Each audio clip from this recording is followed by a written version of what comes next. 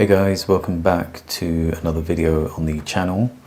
Today we are racing at Kyoto, or are we? The reason I say that is because I came across an issue, and some of you may have also come across this issue, but it's this loading screen that you see over here. For some reason this week I stumbled across this many times on daily race B and C, where this loading screen just takes ages and ages. And so much so that it comes to the point where you think you've lagged out, or the computer or the PlayStation's crashed, and I end up quitting the game and restarting it, and then my safety rating has gone down significantly. I'm not sure if my driver rating went down, but definitely my safety rating went down. I was so confused as to what was going on. It kept happening and happening.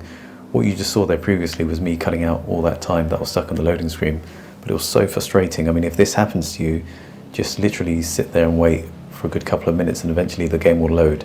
As you can see now with this race, it's finally loaded, but it just took ages, and we've only got 7 people racing now as a result, because I'm sure they're all in a similar situation. But anyway, once you do get racing, we're at Kyoto, which is a nice circuit.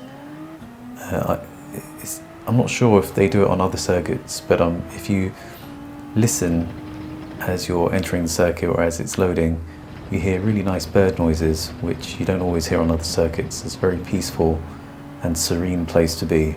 I'm not sure if anyone has been to Kyoto, but it's a lovely place.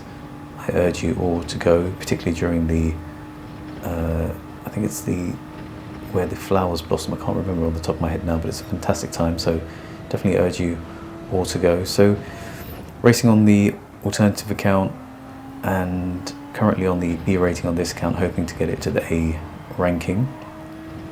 Set a qualifying time of a 1:34.2, which was reasonable. I think I could have gone quicker, but I struggled with a few corners, and yeah, I wasn't the quickest around this track initially. You can see this chap, who's named Please Don't Crash Me, has launched up the inside on that corner, and I tried to get the switch back here, but he parked his car very nicely on the apex and taken another hit, which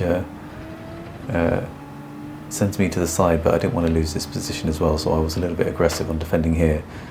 But it is, I wouldn't say it's a straightforward track. There are quite a few tricky corners, particularly with these tyres on the racing hard tyres. You've got to be mindful.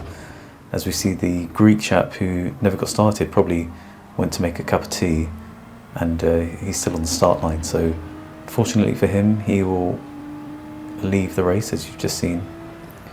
And heading into lap 2 now, trying to stay with the guy up ahead in the slipstream, racing in the GTR, which is a very nice car for this circuit, but there's a few corners which I struggled with in this car. One of them is that long swooping left-hander, which is just after these set of corners. So we head down here, heading into this corner in 5th gear, quick dab of the brake down into 4th, and you can go into 5th gear if you're in the Supra, but over here it just seems to drag out wide so many times, and you've got to feather it.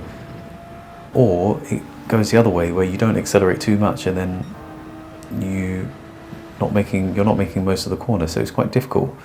And over here as well, you try to carry so much speed into the corner, but unfortunately, see, this chap just completely lost control and gave me back first position after his aggressive takeover, I would say.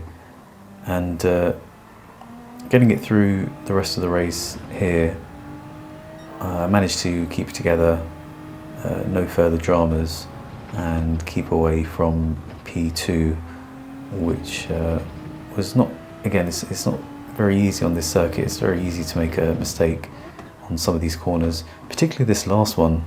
For some reason, even if you're in 3rd gear, the back end just wants to step out no matter which car you're in. So one advice I would give you is just pump the throttle, and that will help you, well, prevent you from sliding, basically. So it's a key thing. In a couple of corners on this circuit, you've just got to pump the accelerator, and that will help prevent your wheel spin up and spinning out, which is very frustrating, as we all know.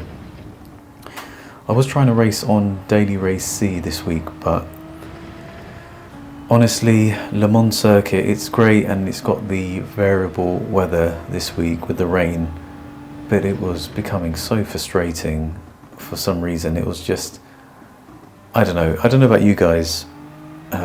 It's fun to play a few races, but then after that I was just getting a little bit annoyed.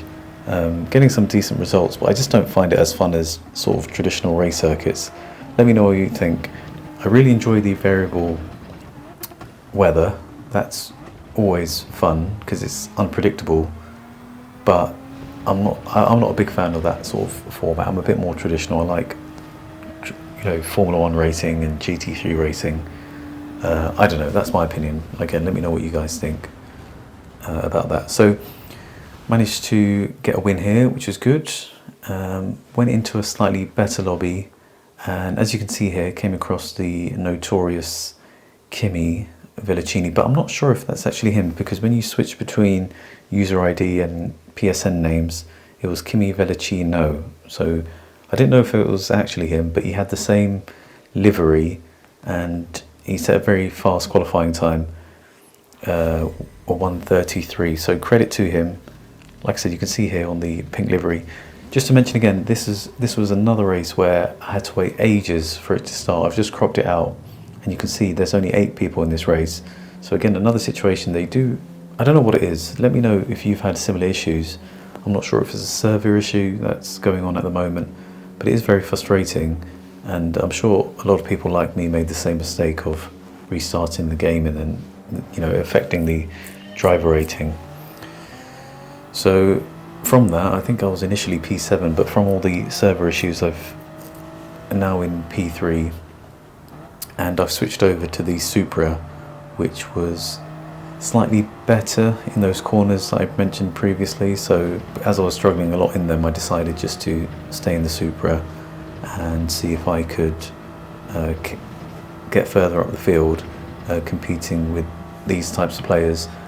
But one thing I would say, whether or not this is Kimi Vellicini himself or a doppelganger, is that he was blisteringly quick. I raced with him a few races and he was just on it. I mean, zero errors. You couldn't even lay a glove on him. You couldn't even get close to him. So credit to whoever that guy is up front, because he's a very, very good racer, and just couldn't get anywhere near him.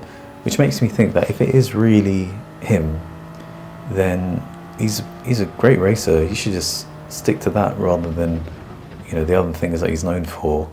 He could do really, really well, to be honest. And